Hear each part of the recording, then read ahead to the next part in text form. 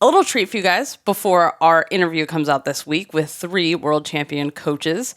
Here's behind the scenes. This is what we do every Friday, and we answer everybody's questions, and Spencer was able to make it. So I hope you guys like it. If you're new to Behind the Scenes, it's a combo of a live Q&A and story time, and the story times sometimes go off the rails. So I hope you guys enjoy this little teaser of what happened on Friday. Welcome to Behind the Scenes, the show we do every Friday at noon Pacific, and you can join us live to ask questions live. Instructions are in the show notes.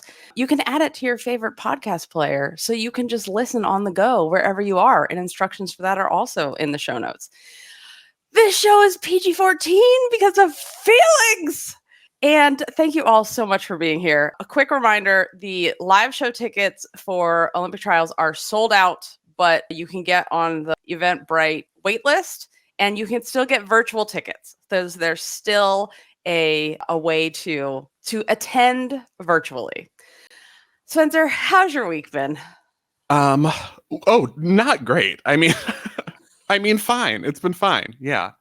My yesterday was I got my alien implant below my so clavicle excited for you to do the chemo. So now I have, I'm being tracked by the government, obviously.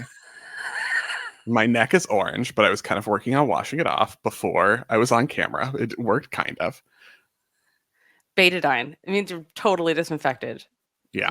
That makes me happy. I'm like so excited to see your alien implant because I'm like, oh, this means you're like closer to be done with this shit and totally fine. Got it. No. I'm still not close. I'm like, he's totally close. Gonna be fine. One step closer. Yeah, that's what I'm doing. Just like one appointment down. Check. That one's done. Yes. Okay. Don't have anything today. I could just do behind the scenes and talk about nonsense, which is great. That's how I do every week without you. I'm just like, well, I'm just planning for this week. I can't think about anything else. I can't think about Paris. I can't think about anything. I'm just like, 1 week, how does Spencer feel? And then I go from there. So what are your thoughts on the odds that the selection committee simply goes top 5 from trials? Very high. Very high. Very, very high. Especially. Okay, go ahead. Now that Suni is doing all around and she should be higher in the all around, that's how it's going to be.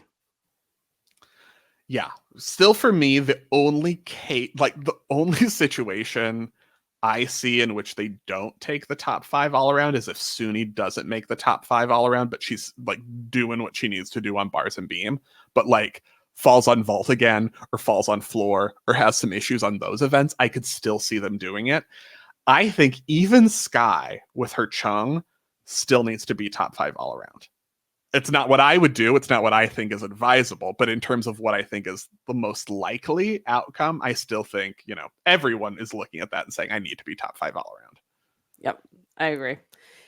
And you guys have to think like there is a whole month between championships and when the Olympics start. It's a little bit long, or championships, trials. And when that first day of the Olympics is. I know they have to travel. They do a camp in around Paris-ish. I don't know. They're going to Nice or something. And then they'll go to Paris. But still, like, it's a long time. And when you're looking at the big picture, especially where Suni could get to, and how much better Sky's Chung could get also. I'm just so excited. Okay. Jordan's X Factor from Ben. Ben says sound effects, Jordan Chiles. Assuming the current team trajectory of Simone, Chiles, Sky, and Suni continues, and Jordan, Kayla, Jade remain in contention for the 5th spot, at what point do you take into consideration Jordan's personality and ability to boost the team morale through her leadership? Not at all. If the idea is, let's let Ben finish. If the idea is to build a team around Simone and potentially offset any Tokyo triggers, having Jordan there to calm the team and give Simone more confidence is invaluable, IMO. Even Suni has said she hopes her and Jordan are on the team together because Jordan helps her keep a level head. I know the selection committee would never take into consideration who Simone wants on the team, but I actually think in this case, the idea of team cohesion is worth entertaining when the last spot is such a toss-up. I also wonder about the NBC marketing machine and their role. It's clear they prefer Jordan over Jade and Kayla when it comes to who is marketed most often and promoted on social media. We know NBC has influence. If it were up to me, I'd take Jordan and put her in for Simone on bars in the team final and in place of Chiles on vault. Plus, she can score around a 14 on floor. With the talent available, no one should have to compete all around in the team final. Thoughts? I think that sound effect is a little harsh because while I don't think any of this would be taken into account, I think the argument of like a team where no one has to compete the all around in a team final is valid and should be taken into account, even though I don't think it will, especially when you look at the history of US teams having someone get injured at the last minute after they can't replace them with an alternate, which, you know, is maybe hypocritical of me to bring up because I'm always like, highest scoring team, who cares if you don't have any backups, which I still believe because you have to go for it. You have to go with the highest scoring team and the gymnasts who earned it. But, you know, a team where Simone doesn't have to do bars in the team final, even though I think she's going to be top 3 scorer there, or where you have your Yurchenko double full options so that if someone is like, ow, my ankle's hurt, I have a broken bone in my foot probably, but we're going to wait to see if I do until after Worlds, which seems like it happens every single time. You have like, okay, we'll use this Yurchenko double full instead of yours. I think those options are worthwhile. In terms of NBC's influence, I think that's a Steve Penny era argument more so than a current era argument. I think Steve Penny would walk into the room and be like, this is who's most marketable. Maybe, we don't know, allegedly, might have had more of an influence in the past. And I don't think that would be taken into account now. Yeah, my sound effects is basically just for like, is there a possibility all of this will count? No. No, Okay, if you could be the taking that into account. Biggest asshole in the world, and you will, if you score where you should, you will make it on the team because there's nothing about character and uplifting other people and being kind and being a team player. None of that is in the selection procedure. Yeah. Like, do I think there's like, if you're threatening other people's life, if you're a safe sport report necessary person that scored, yeah, that's a different situation.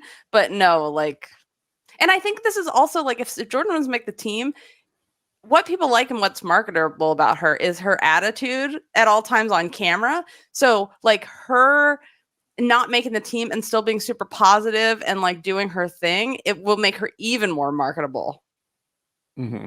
Especially if she goes back to UCLA, which I've heard she is, but I don't know.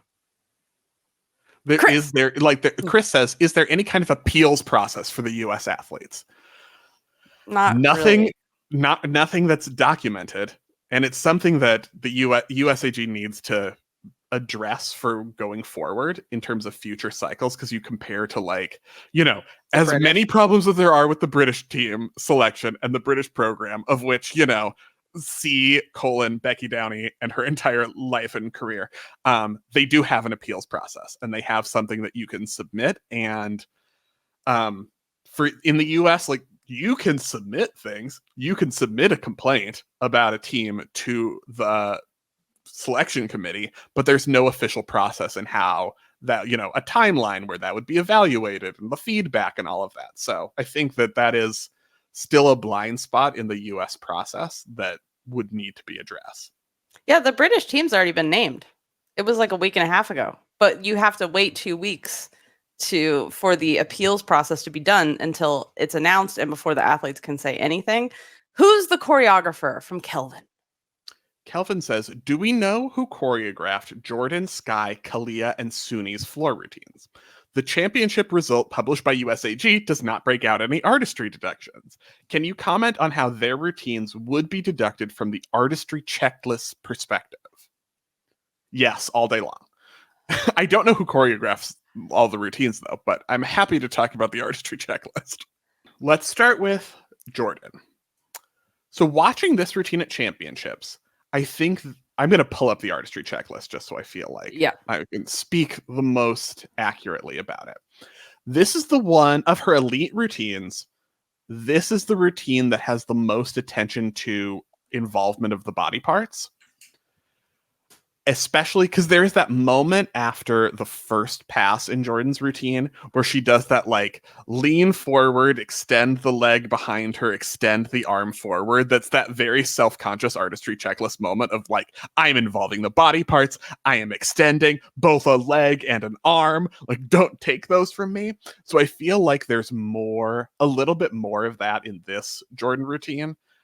In terms of, differentiating between artistry and the artistry checklist, because those are two completely different things. This one I feel like has a couple more nods to artistry checklist. I do feel like we know that Jordan can facially engage with the material because she's actually good at that, and we've seen it in college. I don't think she's facially engaging with this routine yet. And so I think she could lose the expressive engagement 10th still, which she really shouldn't be losing because it's Jordan. And she also, doesn't have like elite dead face or anything.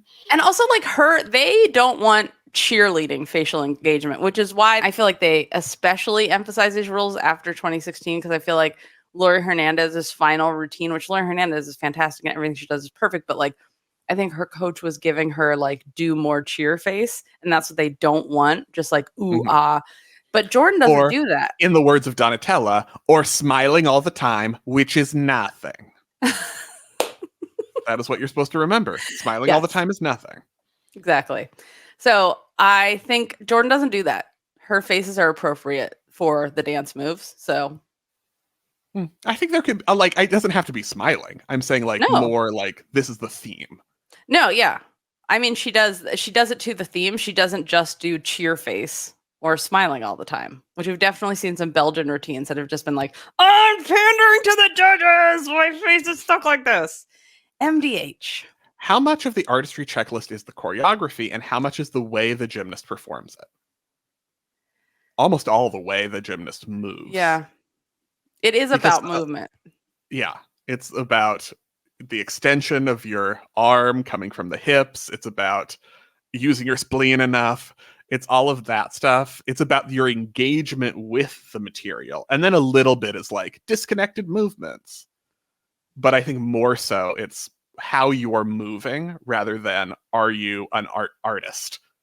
We actually have an interview coming up with an art critic from the Sorbonne in Paris, who she's been on the show before, Laura Capella, and we talk all about this. And she actually really likes the checklist. She's like, this is actually this is a good list. These are some very basic things. And we talk about some routines and it's really interesting. She has a book coming out. It's in French. So if you speak French, she visited all the great dance houses. They're not called dance houses. It's not fashion. What are they called? Ballet schools. Dance house sounds like something else. Like that sounds like where a stripper works. She visited them all over the world to see how the culture had changed. And we had some fascinating conversations. And I was like, we need to do a whole podcast just about this too, because there have been some interesting comparisons with gymnastics. So that's coming up. This week will be Owen, Sarah, and Cleo. And then we'll have that one the week after. Okay. Do you have other thoughts on, because I talked about my thoughts on Jordan's, the pros and cons of the artistry checklist, but Sky, Kalia, Suni? Thoughts on where they are with the artistry checklist? I have to watch them again because I'm not watching them for the checklist. And there's like 2 or 3 things in Suni's. Oh my God, Jess. I know. I'm doing it all wrong. But there's a couple things in Suni's routine I just love. And I'm like, oh, she has some like the things that you need in choreography where she repeats something in both directions. She just shows like the full circle of the movement. I just love it. I'm just going to keep talking about this instead of going to the next question. If that's okay. I'm ready. I don't want to cut you off. Go ahead. There are things I enjoy about Suni's routine, like you mentioned. I think it's still right now designed with a like, let's have something you can get through. Right now, so I think like she's losing complexity of movement because it's not, and like involvement, it's not that there's not a lot of levels. It's a lot of arms. It's a lot of this is what I can do right now to get through. And I think to some extent, like Sky's is maybe more complex, but it's still very arms and upper torso. And I think that's one of the things. With Kalia, it's a bit more, there's a bit more going on movement, body position wise, but where she gets it both on floor and beam is a series of disconnected movements. Yep. That it is still like, I'm going to land a tumbling pass. Now I'm going to wait. And I'm going to think for a second. And now we'll do the choreography part, even though she's good at the choreography and it's there's a little more going on. So that's kind of where I would say that's what I noticed from championships. But it's, all the US gymnasts should be getting a lot of tenths off on the artistry checklist. Almost everyone. The 5th spot is just, and then Jade put up fact checker's picture where she's doing the devil sign at the end of her routine, and it said trust the process, and I'm like, oh, she's gonna add the triple twisting double layout, you guys. That's sarcasm, by the way. I don't actually think she's gonna do that. It's just my secret wish. Not the devil. It's metal. This is the devil. Is this the devil? What is it? This is hang loose.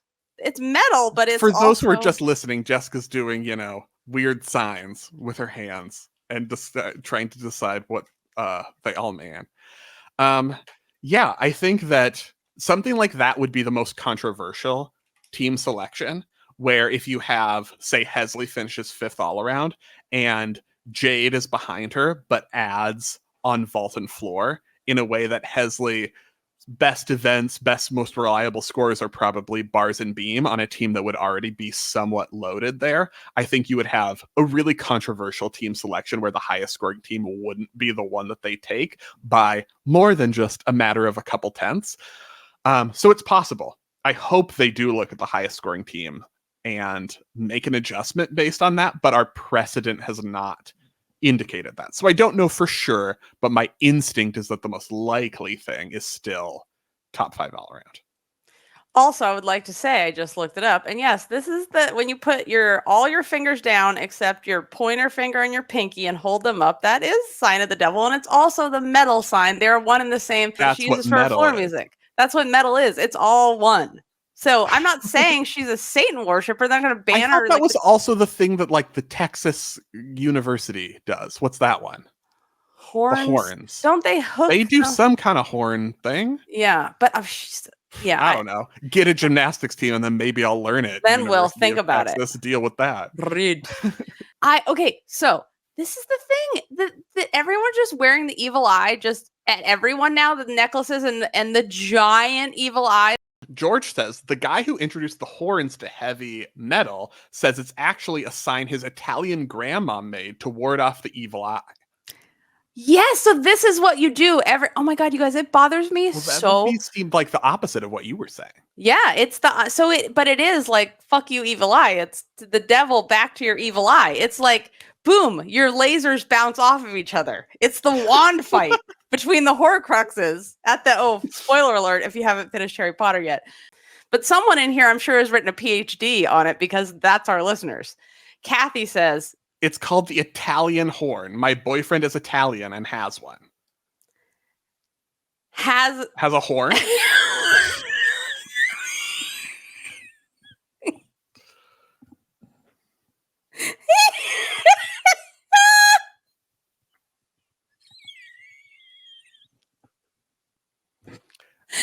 GymCastic behind the scenes, dangerous for boyfriends. So that was just a little bit of what we talked about. We talked about alternates and when they can replace at the Olympics and all kinds of other subjects. But, we go off the rails a little bit. So if you like it, check out behind the scenes at GymCastic.com. You can join the club tab. And until Wednesday, see you Wednesday for the interview. Thanks for listening.